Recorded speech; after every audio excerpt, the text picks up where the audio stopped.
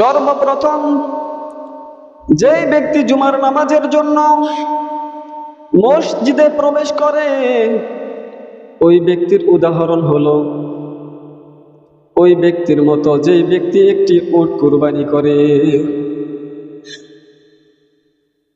দ্বিতীয় নম্বরে যেই ব্যক্তি মসজিদে প্রবেশ করে ওই ব্যক্তির উদাহরণ হলো তার মতো যে ব্যক্তি একটি গরু কুরবানি করে। তৃতীয় নম্বরে যেই ব্যক্তি মসজিদে প্রবেশ করে ওই ব্যক্তির উদাহরণ হলো যেই ব্যক্তি একটি বকরি কুরবানি করে। চতুর্থ নম্বরে যেই ব্যক্তি মসজিদে প্রবেশ করে ওই ব্যক্তির উদাহরণ হলো তার মতো যেই ব্যক্তি একটি মুরগি সদকা করে। পঞ্চম নম্বরে যেই ব্যক্তি মসজিদে প্রবেশ করে সেই ব্যক্তির উদাহরণ হলো ওই ব্যক্তির মতো যে ব্যক্তি একটি ডিম কি করে সদকা করে। হ্যাঁ, তো আমরা আগে আগে মসজিদে আসতে পারছি যারা, তারাই লাভবান হয়েছে। এরপরে যা বলতেছিলাম, আল্লাহর গোলাম জুমার দিন জুমার আজান শোনা মাত্র হাতের কাজকে রেখে দেয়, রেখে দিয়ে বাড়িতে গিয়ে গোসল করে, উত্তম কাপড় পরিধান করে, সুগন্ধি থাকলে তা ব্যবহার করে। এরপরে মসজিদের দরজার সামনে এসে বিসমিল্লাহ পড়ে, আল্লাহর নাম স্মরণ করে,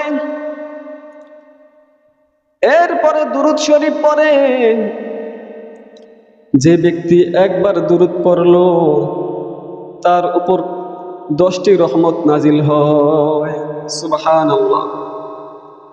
আল্লাহর হাবিব মুহাম্মদুর রাসূলুল্লাহ সাল্লাল্লাহু আলাইহি ওয়াসাল্লাম বলেন, যে ব্যক্তি আমার উপর একবার দুরূদ পাঠ করে তার উপর আল্লাহ পাক রব্বুল আলামিন 10টি রহমত নাজিল করেন এবং তার 10টি গুনাহ মাফ করে দেন এবং তার 10টি মর্যাদা বৃদ্ধি করে দেন। একবার দুরূদ পাঠ করলে। কয়বার? একবার। এরপরে ওই বান্দা দোয়া পড়ে, আল্লাহুম্মা ইফতাহ লি আবওয়াবা রাহমাতিক। ওই বান্দা বলতেছে, হায় আল্লাহ, তোমার রহমতের একটা দরজা না, তোমার রহমতের 2টা দরজা না, তোমার রহমতের 3টা দরজা না, বরং তোমার রহমতের যতগুলি দরজা আছে সমস্ত দরজাকে আমার জন্য তুমি খুলে দাও। আল্লাহুম্মা ইফতাহ লি আবওয়াবা রাহমাতিক। হে আল্লাহ, তুমি আমার জন্য তোমার রহমতের সমস্ত দরজাগুলিকে কি করো? খুলে দাও। এরপরে বান্দা ডান পা মসজিদে দেয়, ইতিকাফের নিয়ত করে। মসজিদে প্রবেশ করার পরে ইতিকাফের নিয়ত করে।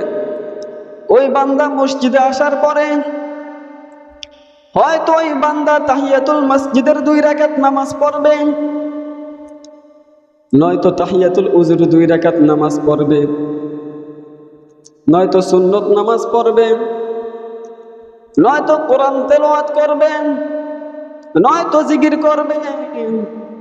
কিন্তু দুনিয়াবি কোনো কথাবার্তায় ওই বান্দা লিপ্ত থাকবে না। দুনিয়াবি কোনো কথাবার্তায় আল্লাহর ওই গোলাম লিপ্ত থাকতে পারে না। কারণ ওই বান্দা যখন মসজিদে প্রবেশ করছে তখন সে দোয়া পড়ছে, আল্লাহ, তুমি আমার জন্য তোমার রহমতের সমস্ত দরজাগুলিকে খুলে দাও।